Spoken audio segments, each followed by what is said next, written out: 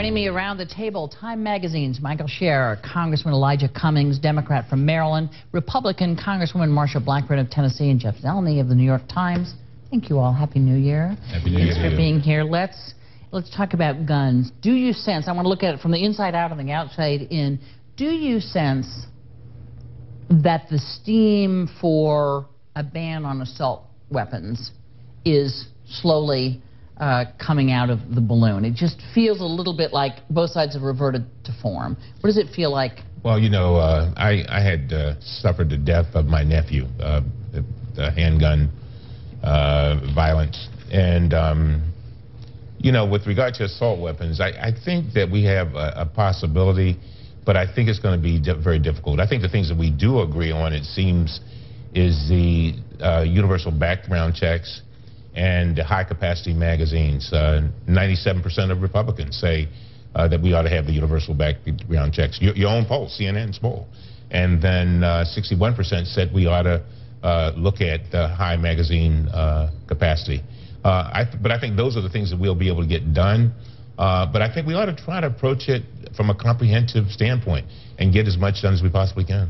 And Senator Manchin mentioned that as well. He said, I think the only way you can deal with guns is to deal with the rest of it. Do you sense among your Republican colleagues, and in fact there are quite a few Democrats who also have been, you know, have very high ratings from the National Rifle Association that come from gun country where gun isn't a dirty word and all of that. Do you sense that this is kind of fading away, or is there still a real drive for some kind of limitations on guns or the ammunition?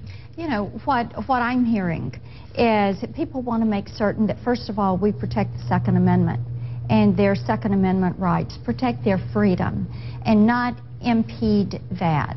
Also, I'm hearing from lots of teachers, mental health professionals, physicians, that we need to do a couple of things. Number one is to drill down on the mental health issue, and number two is to look at the psychiatric and psychotropic drugs, because that is many times linked to the individuals that carry out these crimes. They're also wanting to make certain that we begin to get in behind these video games. I watched a couple of these last night in preparation for this segment, and Candy, as a mother and a grandmother, I was astounded with some of the things that I was seeing on Call to Duty, and of course we know the Norway shooter would go in and use that as target practice. I mean, you know, this is something where you say, number one, let's keep children safe. Number two, let's protect our freedoms, and let's put these issues on the table and have a good, solid conversation about it. Where's this going? I think the White House is still interested in a perfect world for an assault weapons ban, but there's a lot of evidence out there that, A, it didn't necessarily work last time, but they are more interested in getting something accomplished. So I think that we'll probably see that as part of the Vice President's proposal, but it's not going to be the be-all and end-all. If that doesn't happen, that's not going to sort of bring down the whole effort. I think that the President is committed to this, and I think, you know, it is going to remain in some type of work on this, probably background checks, probably the ammunition clips, but there's going to be another shooting probably, sadly. So this is going to stay in the consciousness, I think. I don't think this is going to recede sort of into our memory here. But the problem is, you know, it could be a hammer, a hatchet, a car, a gun. The hammers and the hatchets in cars aren't quite as fast as those clips. You're still needing to look at this mental health, and you have to make certain that you're protecting an individual's rights. Well, and point very quickly, 30,000 people die as a result of handguns in this country. 10,000 homicides, but the vast majority, Candy, suicides. Right, and a lot of these mass shootings are suicides as well, if that makes sense. People say no, they go with the intent of dying doing this, so it's part of a suicide.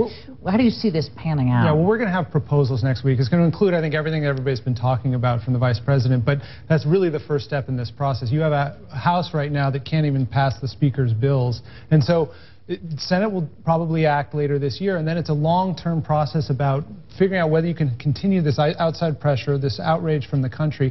I think there's common ground on background checks. There's going to be a dispute over whether it's universal or just gun shows. I think there's not going to be common ground over magazines initially, but there's room to move there, because a lot of these shootings, there's evidence that reloading clips. I mean, in the case of Gabby Giffords, it was clear that when he tried to reload his clip, that was when he was taken down. Does matter. It does reduce the number of people who can be killed. And then I think improving the background check system, the NRA is more or less on board with. I think they're gonna have to niggle with some of the details. And then the assault weapons ban is really the reach at this point. And when you look at it, one of the things I thought that Senator Manchin said that was interesting was, unless you put this all together in a single bill, it's not going to pass. You can't just go, here's the assault weapons bill. That it's got to be part of a package to show what the president actually said when he set up the Biden panel, which is we have to look at mental health, we have to look at these videos. So I think we may very well start with a package, but I think that with the way that Congress has been divided, I think it's going to be hard to get a total package through. This may have to, Candy, be a project and not a product. In other words, we may have to do it piece by piece. I'd rather see a comprehensive bill. But one thing is for sure, if we don't act now, with 20 young kids being murdered, I don't know when we're going to act. Exactly. We all stick with me. We'll be right back. Up next, the president makes some cabinet picks for his second term. We'll be right back with our panel.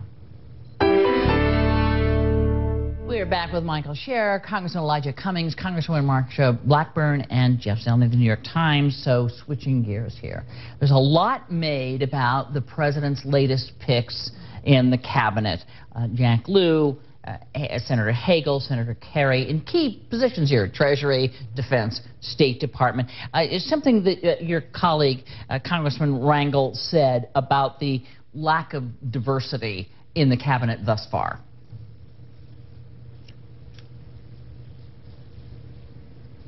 I'm sorry, this is, yeah, he said, it's embarrassing as hell. His words. We've been through all of this with 2012 GOP presidential nominee Mitt Romney, and we were very hard with Mitt Romney with the women binder and a variety of things, and I think there's no excuse with the second term. You're just talking about what are all these, and there was a White House cabinet picture, a photo that went out, and it was kind of astonishing in its white male variety. First of all, does it matter? It does matter. I think women are it's very important that we have women in the cabinet. It's important that we have women in the Congress. I'd hate to imagine the Congress without women, to be frank with you. But I think it's a little bit early, Candy. I really do.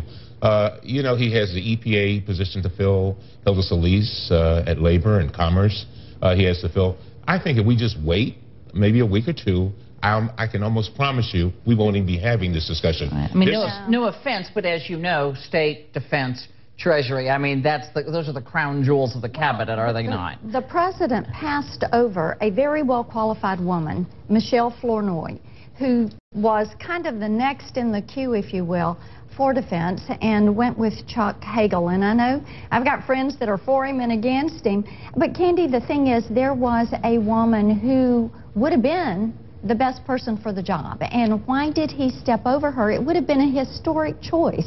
And I think there are a lot of people that are disappointed in that. But what's the implication there, that we have a president that's not interested in diversity? I mean, you know, I'm not sure we can make that case, can we? He put it 43% of the folks that he have now are women, Candy. He does believe in diversity. 2 Supreme Court justices. Yeah, I mean, in his cabinet he had 5 women, 4 African Americans, 3 Hispanics, and 2 Asian Americans.